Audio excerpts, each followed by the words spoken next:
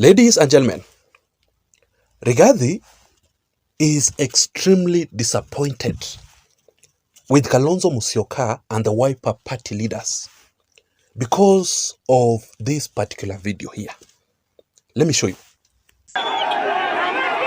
However, no sooner had he settled on his car sunroof at Marimanti, this group of rowdy youth chanting pro-government slogans disrupted the meeting. At Kibunga, the situation was no different. The events forcing the Wiper leader to cut short his tour that he believes was largely successful. I don't know who had paid them what, but this is a type of intolerance. We are a democracy, and people have every right. In fact, the only credit I give the people of Marimanti, nobody threw stones. Nobody said dirty things.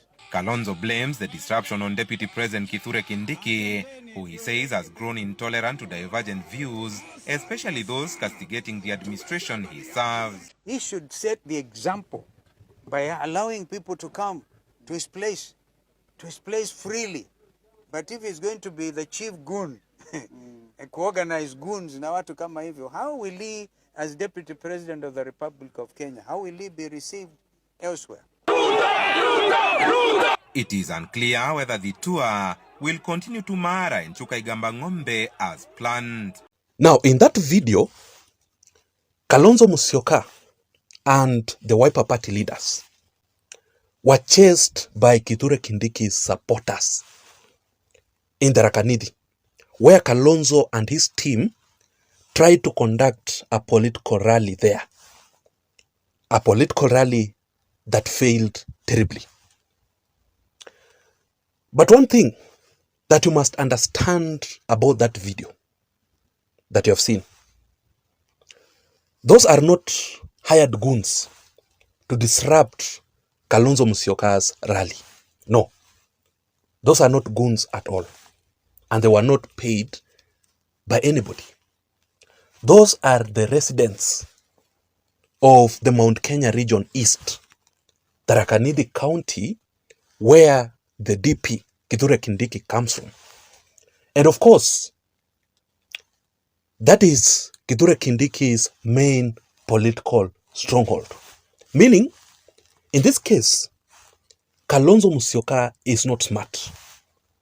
You know, you cannot go to somebody's stronghold as a politician and try to insult that person and expect everything to go on very well. And especially in the Mount Kenya region, to be specific. You know why? Because the Kikuyus learned their lesson. In the previous elections, the Kikuyus allowed other people to come to the Mount Kenya region and insult their person, their son, Uhuru Kenyatta. And currently, the Kikuyus are regretting. Up to date, they insulted Uhuru Kenyatta. So they cannot allow anybody else to do the same thing. Kalonzo Musyoka tried to insult Kithure Kindiki at his doorstep. That is a very, very big mistake. The Kikuyus cannot allow that to happen again.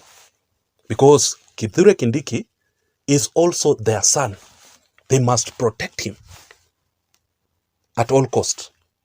And also, for instance, you cannot expect someone like the former DP, Rigathi Gachagua, to go to Kisumu and insult Raila Odinga. Mambo haitakuwa mzuri. Or Rigathi Gachagua to go to the Rift Valley region and try to insult William Ruto there. That is why even William Ruto himself, every time Ruto conducts a political rally in the Mount Kenya region, you have seen it recently, William Ruto tries everything possible not to mention Rigathi Gachagua or to insult Rigathi Gachagua in the Mount Kenya region, anywhere there. Because he knows William Ruto is smart. That is why I'm saying that Kalonzo alijiangusha hapo. Kalonzo is not smart. But after that particular incident, after Kalonzo, Mithika Linturi and JB Muturi were chased, here is the issue.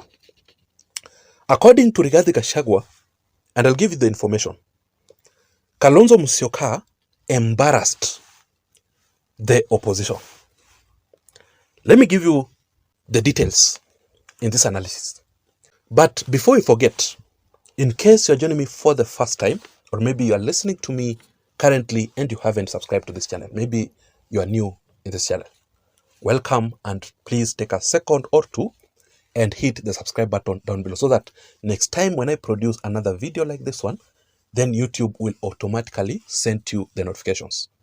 Thank you so much. My name is Jason, and of course this is Jason Vibes Radio, political channel.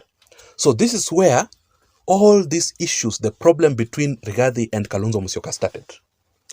Just before Kalonzo Musyoka conducted a 2-day tour to Tharaka Nithi County, Kalonzo Musyoka convened a meeting at the Wiper Command Center with all the opposition leaders.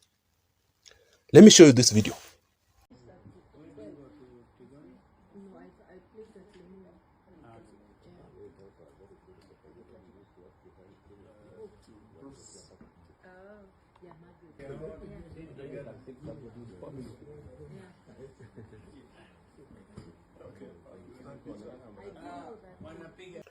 Now, in this video, you can see all the opposition leaders there. You can see Kalonzo Musyoka, Rigathi Gachagua. You can see Fred Matiang'i there, Eugene Wamalwa, and also Martha Karua. You can see all of them.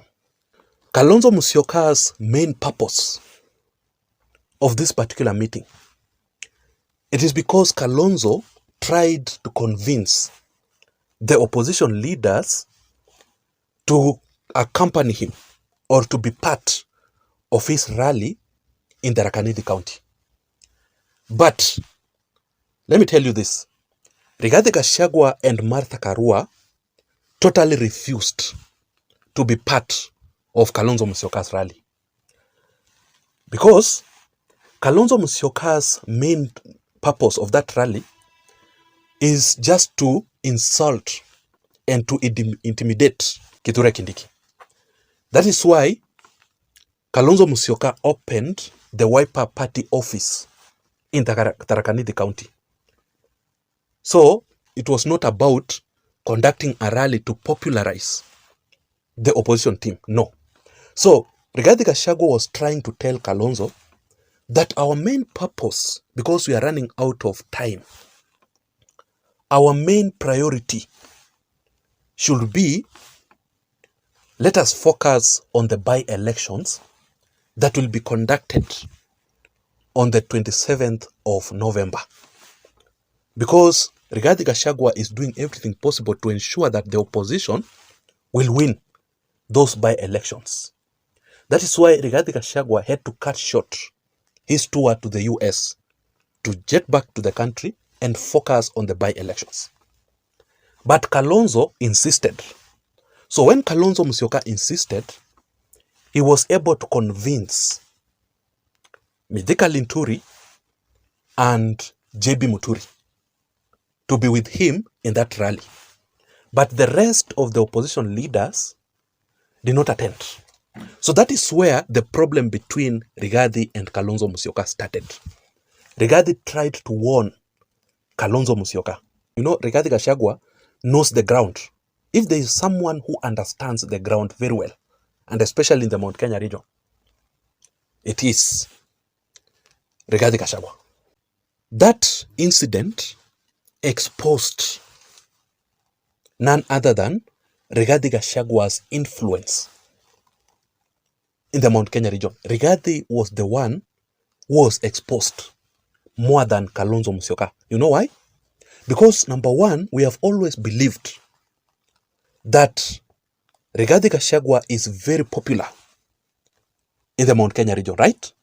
So we do not expect someone like Kalonzo Musyoka or Rigathi Gachagua's allies, close allies, like Mithika Linturi and JB Muturi, to be chased or to be heckled in the Mount Kenya region because they are part of Rigathi Gachagua's team.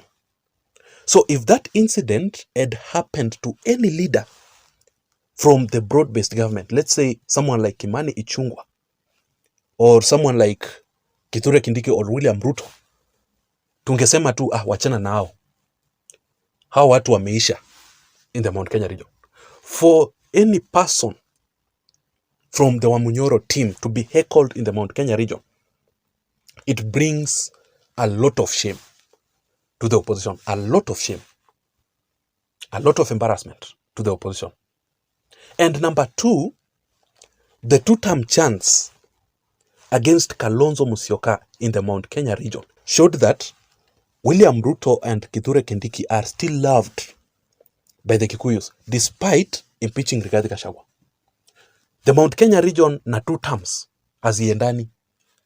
We have always understood that the Mount Kenya region ni one term everywhere.